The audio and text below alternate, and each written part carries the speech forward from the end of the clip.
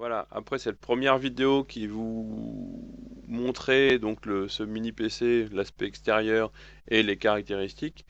Voilà donc la deuxième vidéo qui va vous montrer le comportement de ce mini PC sous OpenELEC. Nous allons faire donc plusieurs tests.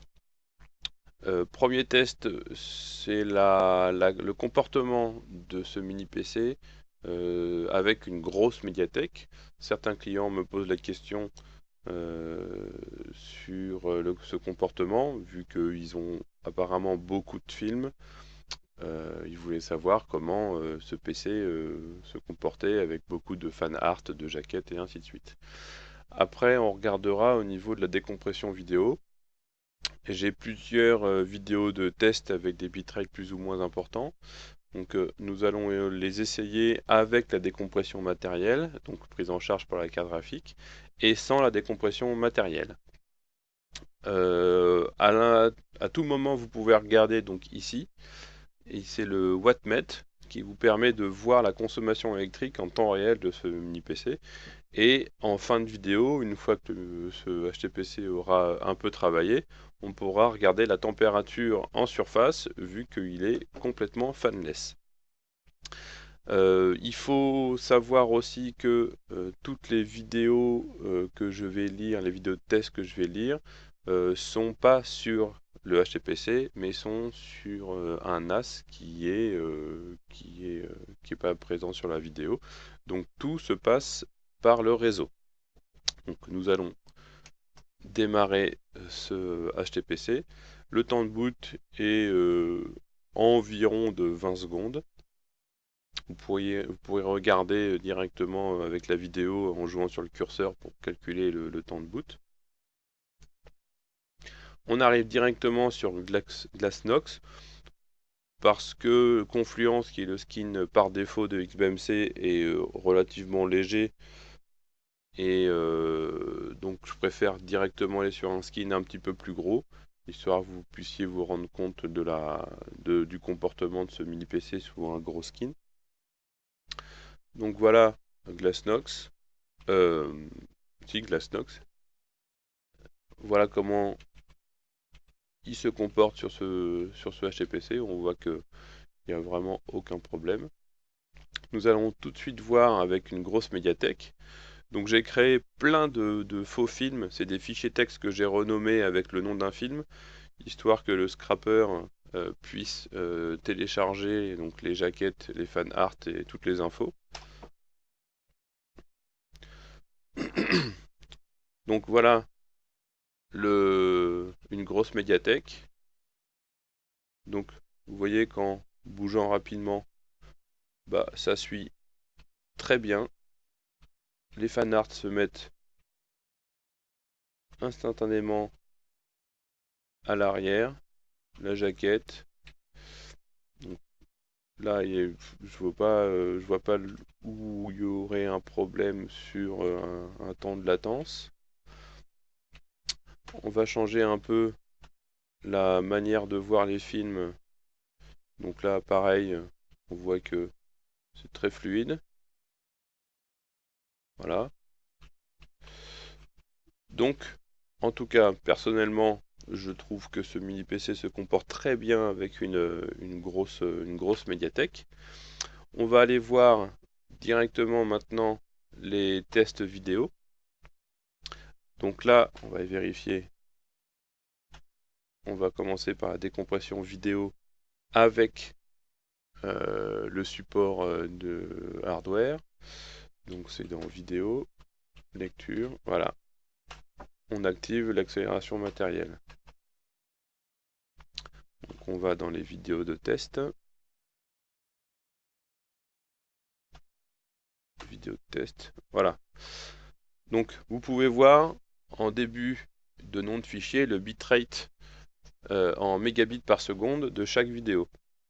Donc la première vidéo est une vidéo en 50 images par seconde. On va baisser le son. Voilà. Donc on voit que on est à 50 images par seconde. Les pros sont pris à 12-15%. Donc là, il n'y a vraiment aucun problème, sachant que c'est une vidéo qui est vraiment pas gourmande. On va directement passer à une vidéo avec un bitrate de 12,5 mégabits par seconde.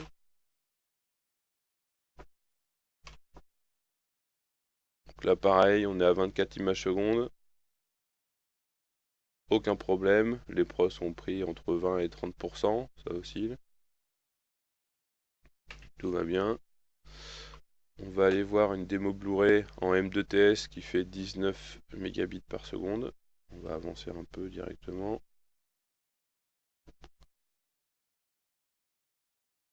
Donc c'est une vidéo vraiment de démonstration des capacités du Blu-ray.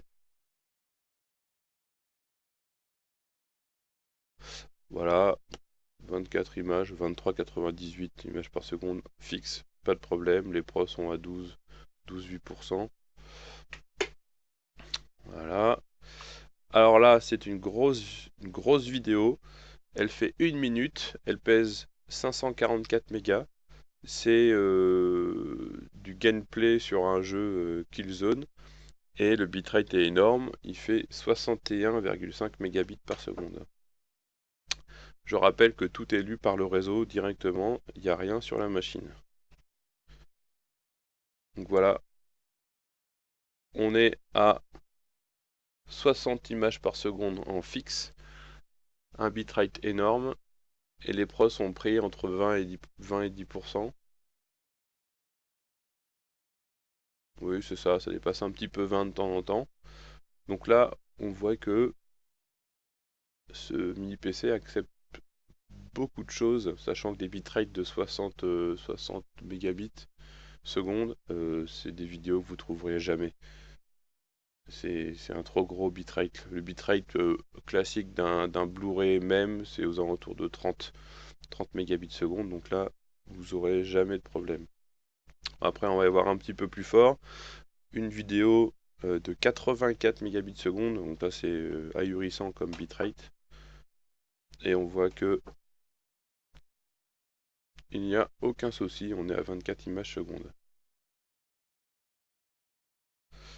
Voilà, on va faire le même test maintenant en désactivant la décompression matérielle. Ça veut dire que c'est le processeur, donc le Celeron double cœur 1 Go qui va décompresser la totalité du film.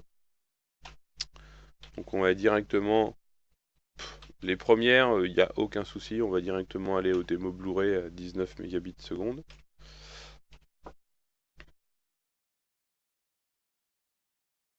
Voilà, le démarrage a eu quelques petites saccades, mais après, tout va bien. Les pros sont pris à 50-60%. On est à 23 images par seconde, 23,98 images par seconde, fixe. Donc il n'y a vraiment aucun souci. Voilà, on va passer à la vidéo de Killzone à 60,5 mégabits par seconde.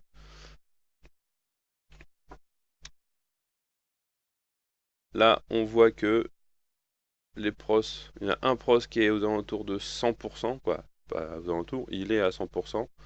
L'autre, il oscille entre 30%. Et là, en images par seconde, on est à 30, alors qu'on était à 60 tout à l'heure. Donc ça reste très fluide, sachant qu'un film normal, c'est 24 images secondes. Là, on est à 34. C'est très fluide. Mais on n'arrive pas quand même à la rapidité de tout à l'heure avec la décompression matérielle.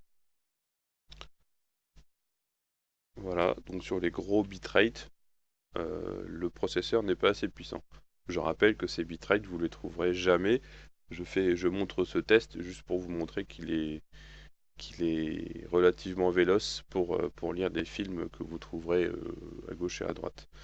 Donc là, 84 mégas par seconde. Là, c'est flagrant, ça ne passe pas. On est à 10-16 images par seconde. Un bitrate de 84 mégabits par seconde. Ouais. Donc voilà, ça passe pas. Donc voilà, pour les gros bitrates qui sont improbables, la machine donc ne le permet pas.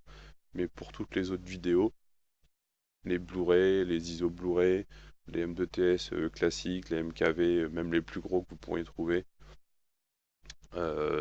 passeront sans aucun problème, même avec le processeur qui prend toute la décompression. Voilà, là, un petit peu chaud sans plus, on va regarder la température. Voilà, on est à 40 degrés en surface. On va prendre plusieurs mesures. On va aller vraiment là où il y a le processeur et la carte graphique. 40 degrés. Bon. Voilà, donc pour cette petite vidéo qui vous montre comment se comporte ce petit mini PC qui se comporte relativement bien. Voilà, au revoir.